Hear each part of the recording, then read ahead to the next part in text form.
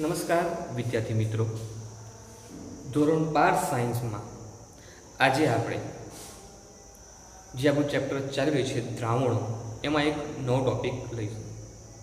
વિદ્યાર્થી મિત્રો, ગયા લેક્ચરમાં વિદ્યાર્થી મિત્રો આપણે જે દ્રાવણને અભિવ્યક્તિ કરવા માટેના જે પદો છે એ આપણે શીખ્યા હતા અને એની ઉપરથી અમુક દાખલાઓ પણ શીખ્યા હતા. વિદ્યાર્થી મિત્રો, આજે આપણે દ્રાવણ ચેપ્ટરની અંદર દ્રાવ્યતા વિશે આપણે માહિતી લઈશું.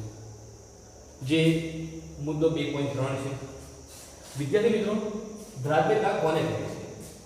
આપેલ તાપમાને ચોક્કસ દ્રાવકના જથ્થામાં દ્રાવ્યનો મહત્તમ જથ્થો ઓગળી શકે છે તો તેને તે પદાર્થની દ્રાવ્યતા કહેવામાં આવે છે. વિદ્યાર્થી મિત્રો, આ શું કહે છે કે આપણે કોઈ પદાર્થ છે, એ પદાર્થને આપણે દ્રાવકની અંદર ઓગળવું છે. આપણે મેં દ્રાવક લઈ લીધું.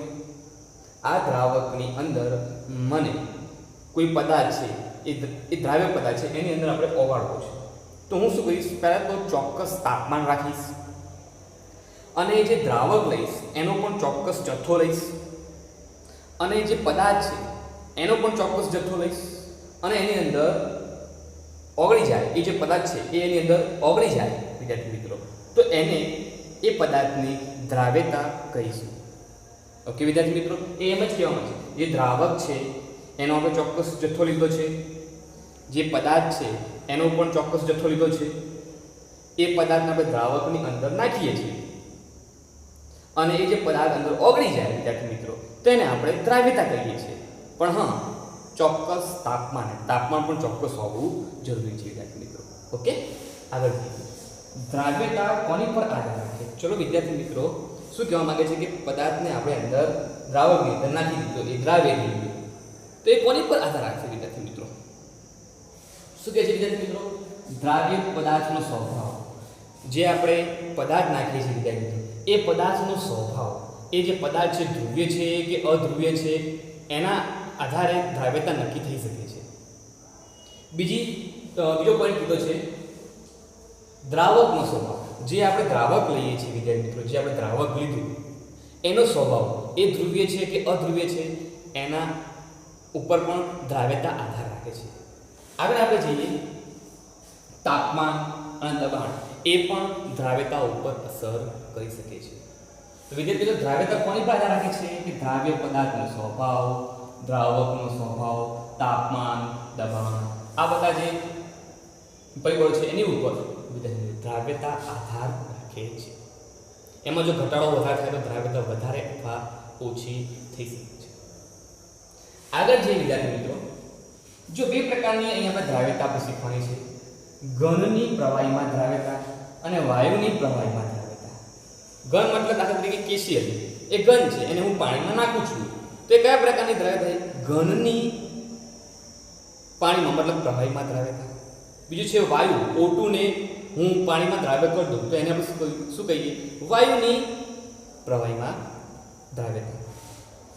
વિદ્યાર્થી મિત્રો, શું કહેવા માંગે છે વિદ્યાર્થી મિત્રો? એમ કે છે, આગળ આપણે જોઈએ કે કોઈ પણ પદાર્થ હોય એ બધા જ પ્રવાહીમાં, મતલબ એ પ્રવાહીની અંદર ઓગળી જાય એવું જરૂરી નથી. કોઈ XYZ પદાર્થ લીધો અને કોઈ XYZ આપણે દ્રાવક લઈ લીધો, તો એ જે પદાર્થ છે એ દ્રાવકની અંદર ઓગળી જશે એ કોઈ જરૂરી નથી, ન પણ ઓગળે. હવે કેમ નહીં ઓગળે એ આપણે જોઈશું, અને ઓગળશે તો કેમ ઓગળે એ આપણે જોઈશું. બહુ ઇન્ટરેસ્ટિંગ પોઈન્ટ છે, ધ્યાન રાખજો. શું કહે છે વિદ્યાર્થી મિત્રો? એક બાબત ખાસ યાદ રાખજો વિદ્યાર્થી મિત્રો, જો ધ્રુવીય પદાર્થ હશે તો એ ધ્રુવીય દ્રાવકની અંદર જ દ્રાવ્ય થશે અને અધ્રુવીય પદાર્થ અધ્રુવીય દ્રાવકની અંદર દ્રાવ્ય થાય. આ બાબત ખાસ યાદ રાખજો વિદ્યાર્થી મિત્રો. આમાંથી MCQ સ્વરૂપે પ્રશ્નો પૂછાય છે. તમારે એક જ પોઈન્ટ યાદ રાખવાનો છે વિદ્યાર્થી મિત્રો, ધ્રુવીય પદાર્થ હશે એ ધ્રુવીય દ્રાવકની અંદર દ્રાવ્ય થશે અને જો અધ્રુવીય પદાર્થ હોય એ અધ્રુવીય દ્રાવકની અંદર દ્રાવ્ય થાય. આ બાબત ખાસ યાદ રાખજો. જોઈએ NCERT પ્રમાણે જોઈએ તો એ ધ્રુવીય પદાર્થની આપણે વાત કરીએ તો ધ્રુવીય પદાર્થ કયા કયા છે NCERT પ્રમાણે? ખાંડ, NaCl અને KCl. આ મુદ્દાની અંદર તમને આટલા પદાર્થ આપેલા છે: ખાંડ, NaCl, KCl. એક એવો છે ધ્રુવીય પદાર્થ છે આ જે ત્રણે ત્રણ પદાર્થ છે વિદ્યાર્થી મિત્રો એ કેવા છે? ધ્રુવીય છે. પાણી કેવું છે વિદ્યાર્થી મિત્રો? પાણી એ ધ્રુવીય છે વિદ્યાર્થી મિત્રો. પાણી કેવું છે? ધ્રુવીય છે, તમને ખબર છે. તો જો આ ખાંડને હું પાણીની અંદર નાખીશ તો એ દ્રાવ્ય થઈ જશે. કેમ? કારણ કે ખાંડ છે એ પોતે ધ્રુવીય છે અને જે પાણી જે દ્રાવક છે એ પણ ધ્રુવીય છે. તો ખાંડને હું પાણીની અંદર નાખીશ તો એ દ્રાવ્ય થઈ જશે. એ જ પ્રમાણે NaCl ને હું પાણીમાં નાખીશ તો એ દ્રાવ્ય થઈ જશે. પરંતુ વિદ્યાર્થી મિત્રો જો NaCl ને હું અધ્રુવીય દ્રાવક જેમ કે બેન્ઝીન એ દ્રાવક છે પણ કેવો છે? અધ્રુવીય છે. જો NaCl ને હું બેન્ઝીનની અંદર નાખીશ તો એ દ્રાવ્ય થશે નહીં. NaCl બેન્ઝીનની અંદર દ્રાવ્ય નહીં થાય. કેમ? કારણ કે વિદ્યાર્થી મિત્રો NaCl છે એ કેવો છે? ધ્રુવીય પદાર્થ છે પ્લસ એ આયનિક પદાર્થ પણ છે, બરોબર? તો આ ધ્રુવીય પદાર્થ એ અધ્રુવીય દ્રાવકની અંદર દ્રાવ્ય થાય નહીં. ખાસ ધ્યાન રાખજો વિદ્યાર્થી. આગળ જોઈએ આપણે અધ્રુવીય પદાર્થની વાત કરીએ, જેમ કે નેપ્થેલિન, એન્થ્રેસિન. મોટાભાગના આપણે જોઈએ મોટાભાગના જે કાર્બનિક પદાર્થ છે વિદ્યાર્થી મિત્રો, મોટાભાગના કાર્બનિક પદાર્થો એ કેવા છે? અધ્રુવીય પદાર્થો છે જે અધ્રુવીય દ્રાવકની અંદર દ્રાવ્ય થશે. જોઈએ પહેલા અધ્રુવીય પદાર્થની આપણે વાત કરીએ. કયા છે? નેપ્થેલિન, એન્થ્રેસિન. અને અધ્રુવીય દ્રાવક કયા છે? બેન્ઝીન છે, N-હેપ્ટેન છે, N-ઓક્ટેન છે, કાર્બન ટેટ્રાક્લોરાઇડ છે, એસિટોન છે. આ બધા કેવા છે વિદ્યાર્થી મિત્રો? દ્રાવક છે પણ કેવા છે? અધ્રુવીય છે. તો વિદ્યાર્થી મિત્રો નેપ્થેલિનને જો બેન્ઝીનની અંદર અથવા N-હેપ્ટેનની અંદર અથવા CCl4ની અંદર એસિટોનની અંદર સ્પેશિયલી NCERT પ્રમાણે બેન્ઝીન આપ્યું છે, તો જો નેપ્થેલિનને હું બેન્ઝીનની અંદર નાખીશ તો એ દ્રાવ્ય થઈ જશે. કેમ દ્રાવ્ય થાય છે? કારણ કે નેપ્થેલિન પોતે અધ્રુવીય છે અને બેન્ઝીન પણ કેવો છે? અધ્રુવીય છે. વિદ્યાર્થી મિત્રો વાતને જરા સમજો. ઓકે, તો નેપ્થેલિન બેન્ઝીનની અંદર દ્રાવ્ય થાય છે. પણ વિદ્યાર્થી મિત્રો હું નેપ્થેલિનને પાણીની અંદર નાખીશ તો એ દ્રાવ્ય થશે નહીં થાય વિદ્યાર્થી મિત્રો.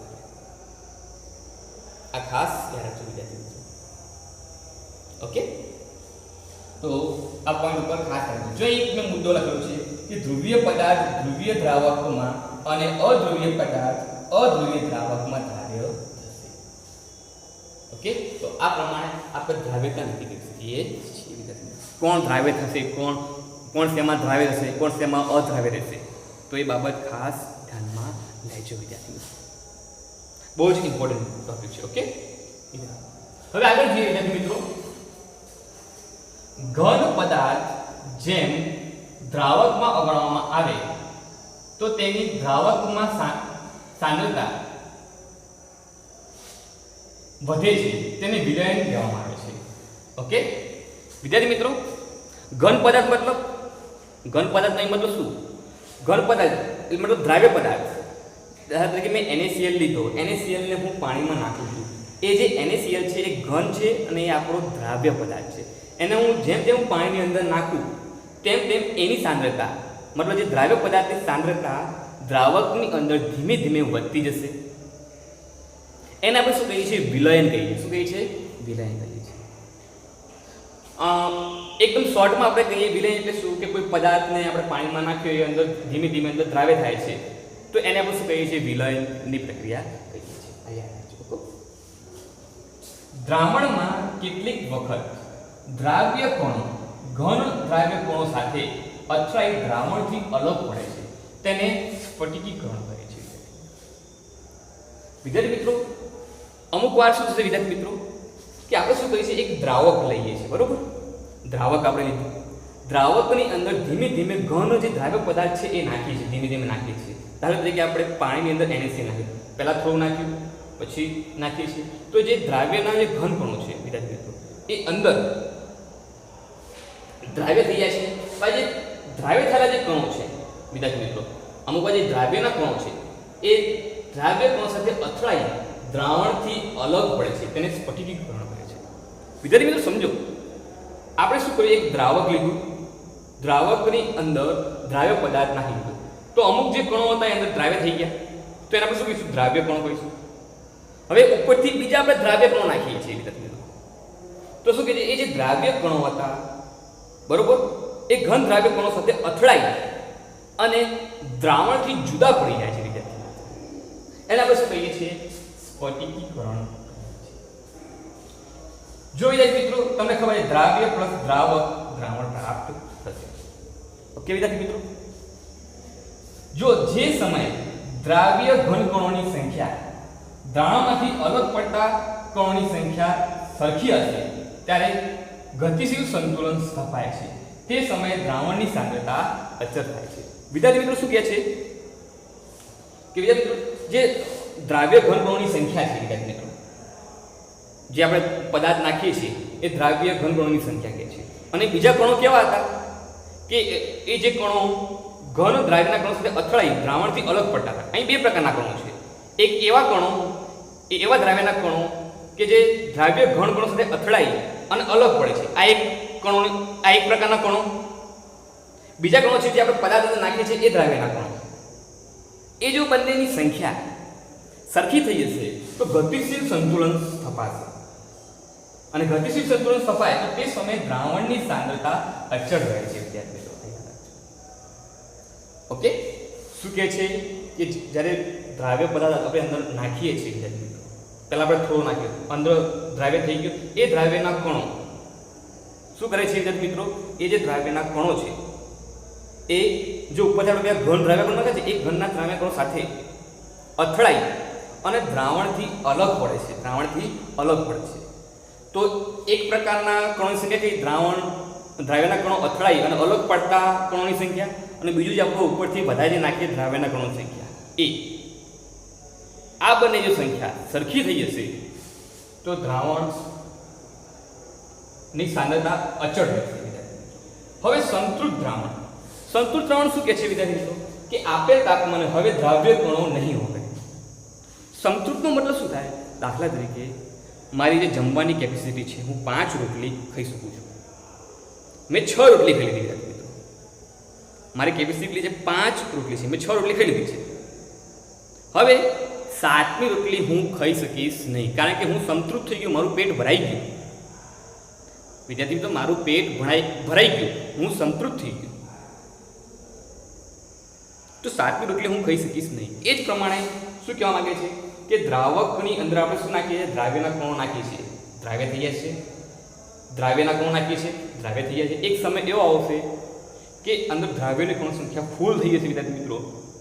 હવે આપેલ તાપમાનમાં કોઈ ચોક્કસ તાપમાને દ્રાવ્યના કણોની સંખ્યા હવે એની અંદર ઓગળશે નહીં.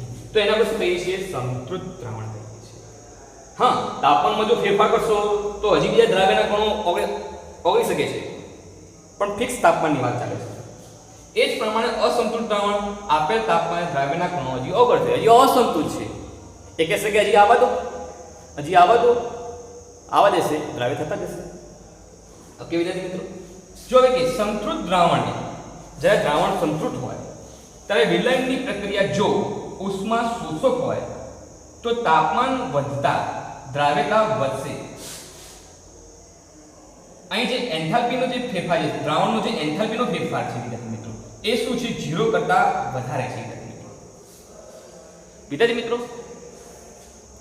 શું કહેવા માંગે છે, ઉષ્મા શોષક પ્રક્રિયા માટે શું હોય છે, ડેલ્ટા એચ 0 કરતા વધારે. એમાં જે એન્થાલ્પીમાં થતો ફેરફાર છે એ વધુ જ હોય, કારણ કે ઉષ્મા શોષક પ્રક્રિયા છે. ઉષ્મા શોષક પ્રક્રિયા છે તો એની જે ડેલ્ટા એચ એન્થાલ્પીમાં થતો ફેરફાર શું હશે, ધન હશે. 0 કરતા વધારે એટલે ધન થયું વિદ્યાર્થી મિત્રો. ડેલ્ટા એચ નું મૂલ્ય શું હશે, ધન હશે. દ્રાવ્યતા માટે ડેલ્ટા એચ નું મૂલ્ય ધન હશે. જો ઉષ્મા શોષક પ્રક્રિયા છે, વિલયની પ્રક્રિયા. હવે વિલયની પ્રક્રિયા શું છે, મેં તમને કીધું, કોઈ પદાર્થ લો છો, દ્રાવકની અંદર નાખો છો, એને બરોબર હલાવો છો, એ અંદર દ્રાવ્ય થઈ જાય, તો એ શું કહેવાય, વિલયની પ્રક્રિયા. જો એ પ્રક્રિયા ઉષ્મા શોષક હશે તો જો હું તાપમાનનો વધારો કરું, તાપમાનનો વધારો મતલબ હું એને તાપમાન આપું છું, જો તાપમાન આપીશ તો એની દ્રાવ્યતામાં વધારો થશે. ઉષ્મા શોષક પ્રક્રિયા માટે તાપમાનનો વધારો ફાયદાકારક છે. શેમાં ફાયદાકારક, દ્રાવ્યતા વધારવામાં ફાયદાકારક છે. એક સિમ્પલ વસ્તુ છે, વિચાર કરો, ઉષ્મા શોષક પ્રક્રિયાને શેની જરૂર પડે, ઉષ્માની જરૂર પડે. ભાઈ ઉષ્મા મેં લઈ લીધી કારણ કે હું ઉષ્મા શોષક છું, તો મન તો સારું જ છે ને. તો જેમ જેમ તાપમાન વધારશો તો ઉષ્મા શોષક જો પ્રક્રિયા છે, મતલબ વિલયની પ્રક્રિયા ઉષ્મા શોષક હશે તો દ્રાવ્યતા વધશે. એમાં શું હોય, એન્થાલ્પી, જે દ્રાવણનો એન્થાલ્પીનો ફેરફાર કેવો હોય, 0 કરતાં વધારે ધનમાં જ હોય, કારણ કે ઉષ્મા તો શોષે છે. ઉષ્મા શોષે એટલે દ્રાવણની જે ડેલ્ટા એચનું મૂલ્ય વધતું રહેશે. એ જ પ્રમાણે જો વિલયનની પ્રક્રિયા ઉષ્મા શેપક હોય તો તાપમાનનો વધારો ફાયદાકારક નથી, દ્રાવ્યતા ઘટશે. દ્રાવ્યતા ઘટશે કારણ કે ઉષ્મા શેપક પ્રક્રિયા એટલે શું, હું અંદરથી ઉષ્મા છૂટી કરી શકાતી નથી. હું શું કરું છું, ઉષ્મા શેપક પ્રક્રિયા શું કે હું શું કરીશ, અંદરથી ઉષ્મા છૂટી કરીશ. હવે ઉષ્મા છૂટી કરીશ એટલે ડેલ્ટા એચ નું મૂલ્ય શું હશે, ઋણ હશે, 0 કરતાં ઓછું હશે. એ તો તમને આઈડિયા આવી ગયો.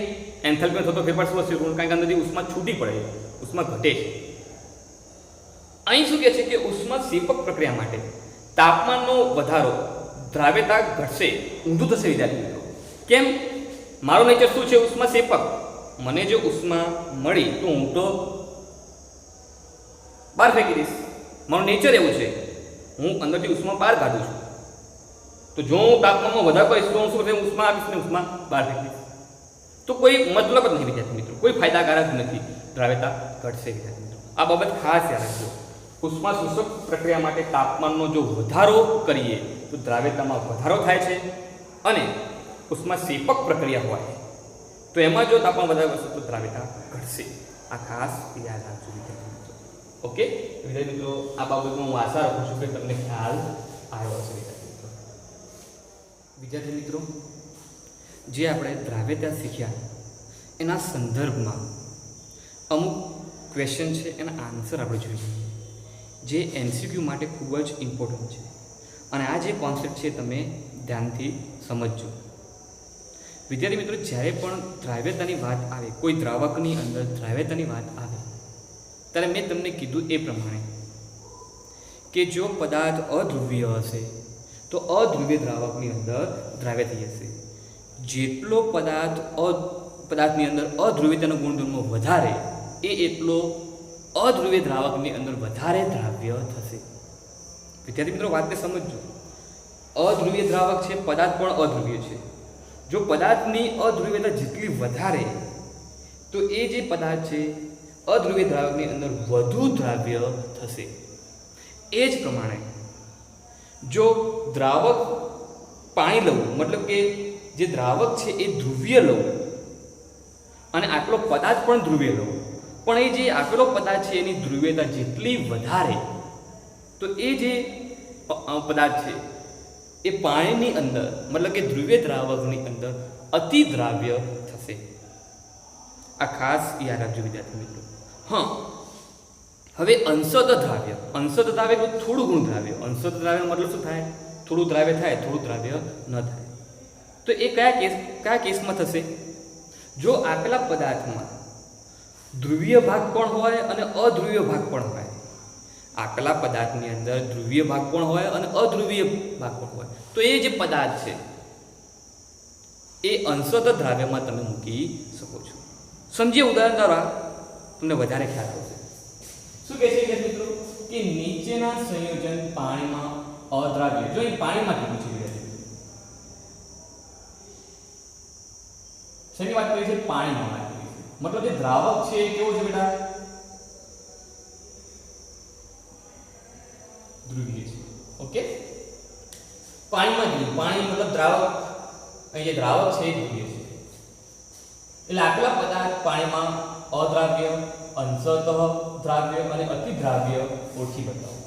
જે પદાર્થ આપેલા છે એ છે ફિનોલ છે, ટોલ્યુઇન છે, ફોર્મિક એસિડ છે, ઇથિલિન ગ્લાયકોલ છે, ક્લોરોફોર્મ છે અને પેન્ટેનોલ છે. વિદ્યાર્થી મિત્રો, એક બાબત ખાસ યાદ રાખજો.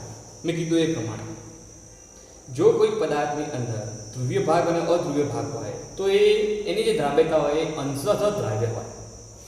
વિદ્યાર્થી મિત્રો, એક હવે ફિનોલ નો વિદ્યાર્થી મિત્રો હું વાત કરું આ અંશત દ્રાવ્યમાં, તો અંશત દ્રાવ્યમાં જે ફિનોલ અને પેન્ટેનોલ છે, મતલબ અહીંયા વાત કરીએ આપણે ફિનોલ અને જે પેન્ટેનોલ છે એ પાણીની અંદર કેવા હશે, અંશત દ્રાવ્ય હશે. હવે કેમ અંશત દ્રાવ્ય હશે, કારણ કે એ પદાર્થની અંદર ધ્રુવીય અને અધ્રુવીય બંને ભાગ આવેલા છે. જો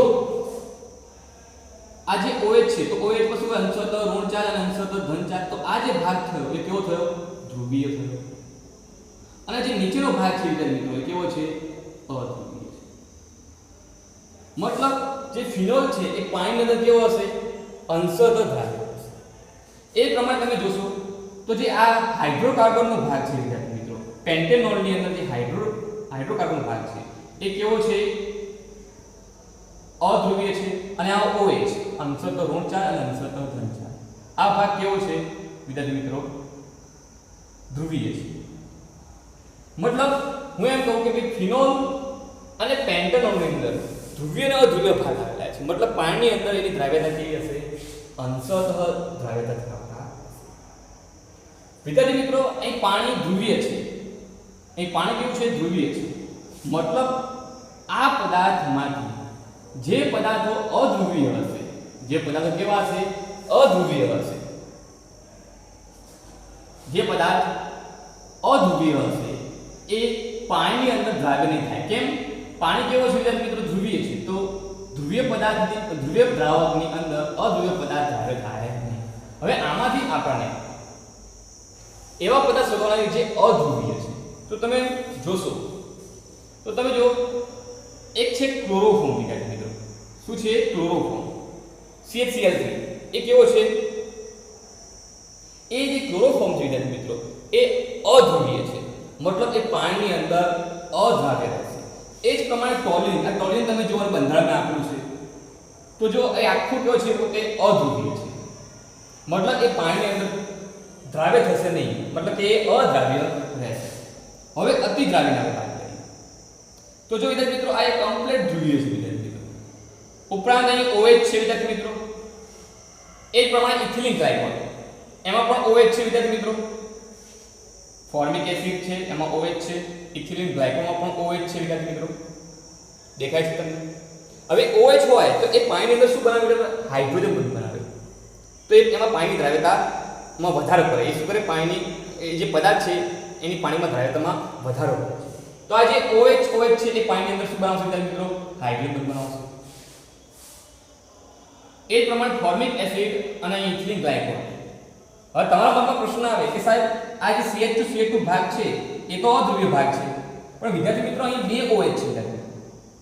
શું છે? અહીં બે OH છે. અને આ જે બે OH છે વિદ્યાર્થી મિત્રો એ પાણીની અંદર હાઇડ્રોજન બનાવે છે, મતલબ પાણીમાં એની અંદર દ્રાવ્યતામાં વધારો કરે છે. આ યાદ રાખજો. અધ્રુવીય જે ભાગ છે એ CH2 છે. અધ્રુવીય ભાગ કેવો છે? CH2 બહુ લાંબી ચેન હોય તો એમાં અધ્રુવીયતામાં વધારો થાય. આ જે ચેન છે CH2 તો બહુ નાની ચેન છે. મતલબ અધ્રુવીય ભાગ હશે પણ એકદમ ઓછો હશે. અધ્રુવીયતામાં વધારો ક્યારે થાય? કે જે CH2 જો મોટી ચેન હોય વિદ્યાર્થી મિત્રો તો એમાં અધ્રુવીયતા વધારે હોય. તૈયાર થાય. પણ અહીં OH બે હોવાને કારણે એની દ્રાવ્યતા પાણીની અંદર ખૂબ જ વધી જાય છે. મતલબ એ શું આવશે? અતિ દ્રાવ્ય આવશે. આ બંને વિદ્યાર્થી મિત્રો એ જ પ્રમાણે અહીં આપણે જોઈ લઈએ બીજો ક્વેશ્ચન છે કે n ઓક્ટેન દ્રાવકમાં નીચેના પદાર્થોની દ્રાવ્યતા ચડતા ક્રમમાં ગોઠવો. પહેલા જોવાનું n ઓક્ટેન. હવે જે n ઓક્ટેન દ્રાવક છે એ કેવો છે વિદ્યાર્થી મિત્રો? અધ્રુવીય છે. હવે યાદ રાખવાનું નીચેના પદાર્થોમાં જેમાં અધ્રુવ્યતા વધારે હશે વિદ્યાર્થી મિત્રો, જેમાં અધ્રુવ્યતા વધારે હશે તો એ n ઓક્ટેનની અંદર વધુ દ્રાવ્ય હશે. જેમાં ધ્રુવ્યતા વધુ હશે તો એ n ઓક્ટેનની અંદર એની દ્રાવ્યતા ઓછી હશે. જેમ જેમ ધ્રુવ્યતા વધે તો તમે ખબર ધ્રુવ્યતા તો અધ્રુવ્યની અંદર કેવું હોય? ઓછું દ્રાવ્ય હોય અથવા દ્રાવ્ય ન પણ હોય. તો આપણે શું કરીએ? પહેલા આ જે સાયક્લોહેક્સેન આપ્યું છે, KCl આપ્યું છે, CH3OH આપ્યું છે, CH3CN આપ્યું છે, એની ધ્રુવ્યતાનો આપણે ક્રમ જોઈએ વિદ્યાર્થી મિત્રો. તો વિદ્યાર્થી મિત્રો જો જે સાયક્લોહેક્સેન એ તો કેવો છે? અધ્રુવીય છે. કેવો છે? આ સાયક્લોહેક્સેન અધ્રુવીય છે. ઓકે, તેની જે ધ્રુવ્યતા હશે વિદ્યાર્થી મિત્રો કેવી હશે? અહીં ધ્રુવ્યતાનો ક્રમ લખ્યો છે. એની જે ધ્રુવ્યતા હશે કેવો હશે? એકદમ ઓછી હશે. ધ્રુવ્યતા ઓછી મતલબ અધ્રુવ્યતા વધારે, એમ જ થયો ને મીનિંગ એમ ને. ધ્રુવ્યતા ઓછી મતલબ શું થયો? અધ્રુવ્યતા વધારે. તો સાયક્લોહેક્સેનની અધ્રુવ્યતા વધારે હશે. બરોબર. હવે આપણે વાત કરીએ અહીં ધ્રુવીયતાની વાત કરીએ, આપણે ધ્રુવીયતાનો ક્રમ આપ્યો છે તો સાયક્લોહેક્સેનની ધ્રુવીયતા ઓછી હશે કારણ કે એ શું છે વિદ્યાર્થી મિત્રો અધ્રુવીય છે. એ પ્રમાણે CH3CN ની ધ્રુવીયતા થોડી વધારે હશે. CH3OH ની ધ્રુવીયતા એનથી વધારે હશે અને KCl ની એનથી પણ ધ્રુવીયતા વધારે. તમને ખબર KCl ને જો પરિમાણ હોય K+ ની Cl- પર તૂટી જાય. આયોનિક પ્લાન્ટ છે. ઓકે, તો એની ધ્રુવીયતા સૌથી વધારે છે KCl ની. તો તમને આ ધ્રુવીયતાનો ક્રમ મળ્યો વિદ્યાર્થી મિત્રો. તો તમે આમાં જો સૌથી વધુ ધ્રુવીયતા આપણે જોઈએ તો કોની છે? KCl ની છે. સૌથી વધુ ધ્રુવીયતા KCl ની છે અને દ્રાવક કઈ આપ્યો છે? અધ્રુવીય. મતલબ આ સૌથી વધુ ધ્રુવીય હોવાને કારણે n ઓક્ટેનની અંદર એની દ્રાવ્યતા કેવી હશે? સૌથી ઓછી હશે. તો આ પ્રમાણેનો ક્રમ અહીંથી ઉલટો ક્રમ થઈ જશે. KCl, CH3OH, CH3CN અને સાયક્લોહેક્સેન. અહીં સાયક્લોહેક્સેનની જે દ્રાવ્યતા સૌથી વધારે છે. કેમ? કારણ કે એ અધ્રુવીય છે. એમાં અધ્રુવીયતાનો ગુણધર્મ વધારે છે. તો એ અંદર દ્રાવ્યતા વધારે છે. વિદ્યાર્થી મિત્રો આ બાબત ખાસ યાદ રાખજો. ઓકે, તો આ ક્વેશ્ચન મેં લઈ લીધા છે વિદ્યાર્થી મિત્રો. તેમાં MCQ સ્વરૂપે પ્રશ્નો પૂછાઈ શકે છે. Thank you very much.